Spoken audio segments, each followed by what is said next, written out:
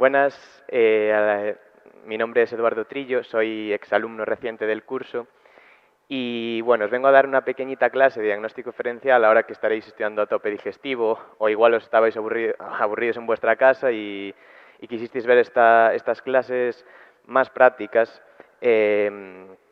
Son dos patologías, vamos, yo creo que lo más preguntado de digestivo, importantísimas y que sí que es verdad que tendríais que pausar el vídeo en algunos momentos porque hay palabras claves que ya tenéis que asociar inmediatamente a una u otra patología.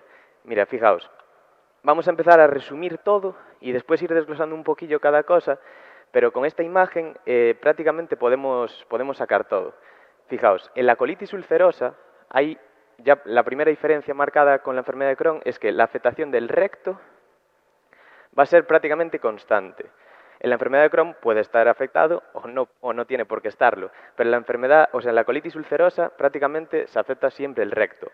Bien, otra diferencia, fijaos, la afectación en la colitis ulcerosa es una inflamación del colon. No tiene por qué estar afectado todo el colon, pero si estuviese afectado todo el colon, se podría inflamar por reflujo el intestino delgado. Pero la enfermedad no es una inflamación primaria del intestino delgado, sino que lo que primero se afecta es el colon.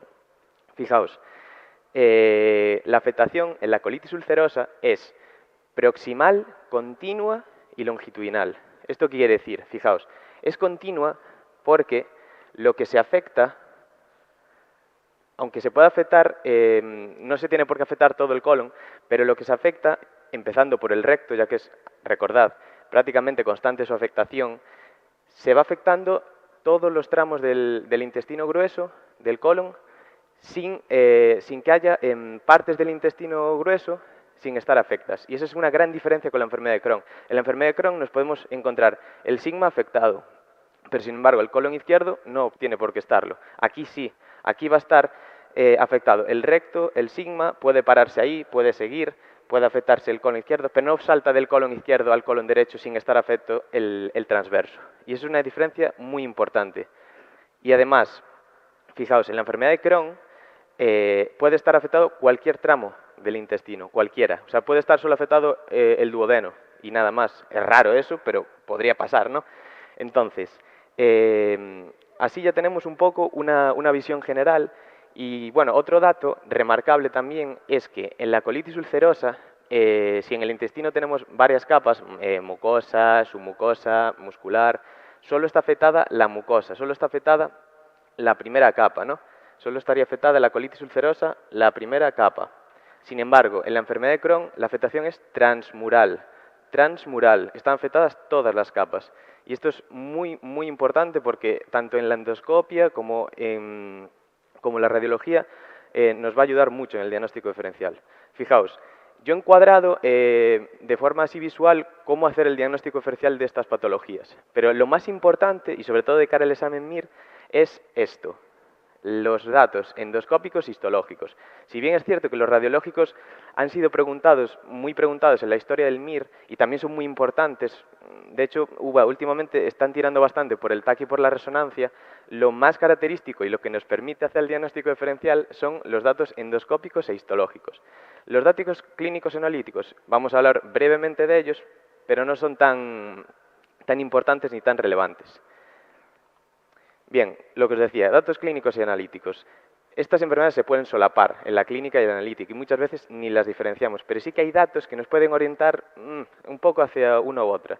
Fijaos, ambas se pueden presentar como varón o mujer, prevalencia es más o menos similar, de entre 20 y 30 años con diarrea, leucocitos y sangre en heces, pero las rectorragias, por ejemplo, nos orientan mucho, y de hecho ya han sido preguntados en el MIR, hacia la colitis ulcerosa. Evidentemente es una afectación del colon, entonces nos orienta más hacia colitis ulcerosa. Otro dato importantísimo, porque lo han preguntado, vamos, hasta la saciedad, es el megacolon tóxico.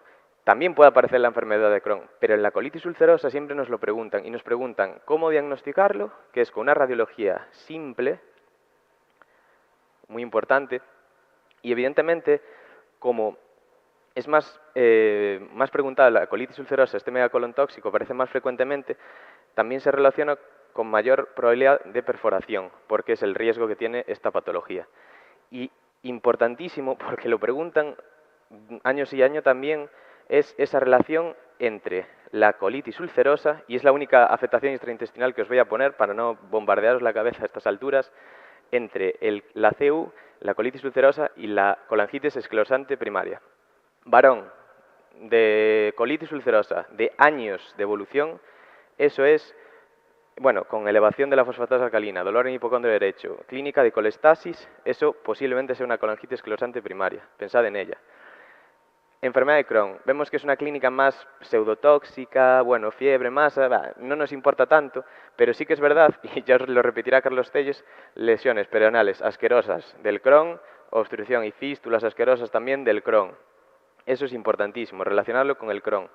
Y en cuanto a clínica extraintestinal, hay muchísima, ya lo veréis, que es dependiente, que es independiente, pero recordad sobre todo la artritis periférica y la malabsorción. La malabsorción, ¿por qué? Porque evidentemente si se afecta un tramo del intestino delgado del que depende la absorción de pues, la vitamina D, de la vitamina B12, pues tendrá una clínica derivado de eso. Y que os suene, porque bueno, puede caer, pero es poco probable, que los PEANCA se relacionan con la colitis ulcerosa y los ascas asquerosos del Crohn. Bien, lo más importante y lo que, vamos, yo pararía y porque es que es lo que siempre preguntan, es esto, los datos endoscópicos histológicos. Fijaos, y lo repito y lo dije al principio, la afectación de la mucosa en la colitis ulcerosa, solo la mucosa, solo la mucosa, y de forma continua, no hay tramos sin estar afectos. Se detiene en un punto, pues se detiene en el colon izquierdo y ya no está más afecto del colon. Pero si está en el colon izquierdo, el sigma y el recto van a estar afectos. Y una de las palabras que os decía al principio que os tenéis que quedar, por favor, es pseudopólipos. Los pseudopólipos nos lo pueden dar tanto en la radiología como en la endoscopia, pero es muy típico de la colitis ulcerosa. Y fijaos, en la enfermedad de Crohn, datos macroscópicos. Afectación, otra vez, transmural. Toda la pared muscular, submucosa, toda. Y discontinua. Tramos que estén bien. De hecho, la cirugía, cuando se realiza solo quitando los tramos afectos. Y es también una diferencia muy importante con la colitis ulcerosa. Y otra palabra clave, igual que los pseudopólipos era colitis ulcerosa, esto es úlceras aftosas, ya pensamos en un Crohn. Úlceras aftosas, Crohn. Y mucosa en empedrado, también Crohn. Úlceras aftosas, Crohn. Bien, dos datos de microscopio, porque han sido los más preguntados y son los más característicos. Una es los abscesos crípticos. Un absceso son acúmulo de polimorfonucleares al nivel que sea, en este caso en las criptas, en la mucosa erosionada de la colitis ulcerosa.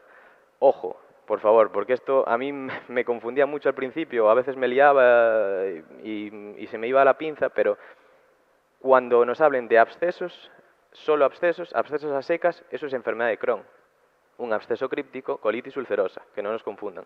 Y lo que es patognomónico, pero solo aparece en el 50%, son los granulomas epitelioides no necrotizantes que vemos en la enfermedad de Crohn.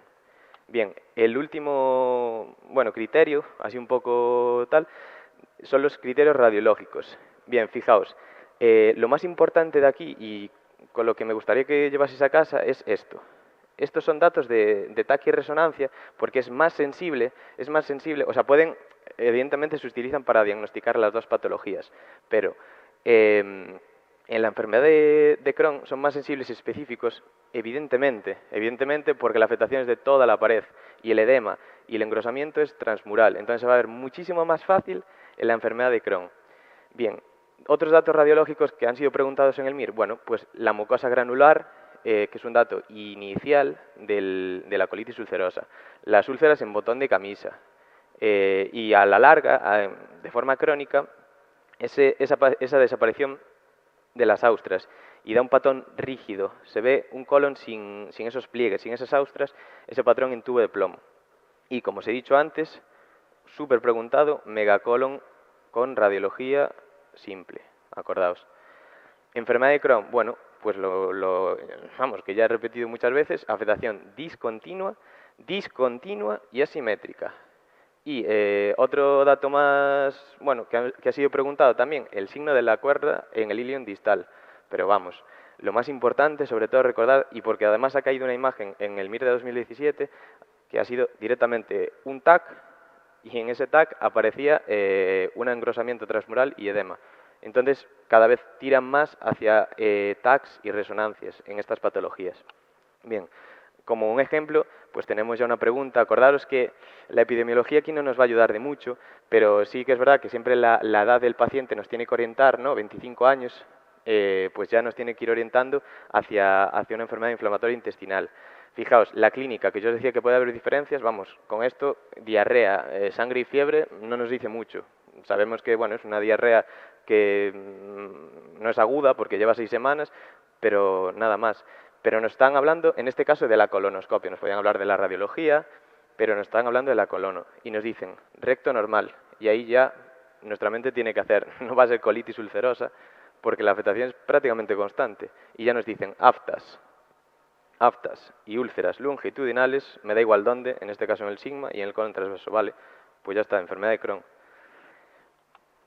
Bien, espero que os haya sido útil la clase. Os mando mi mayor fuerza, de verdad, porque son momentos duros, pero yo, creedme que merece la pena y más ahora que puedo estar orgulloso de haber trabajado tanto. Así que muchas gracias.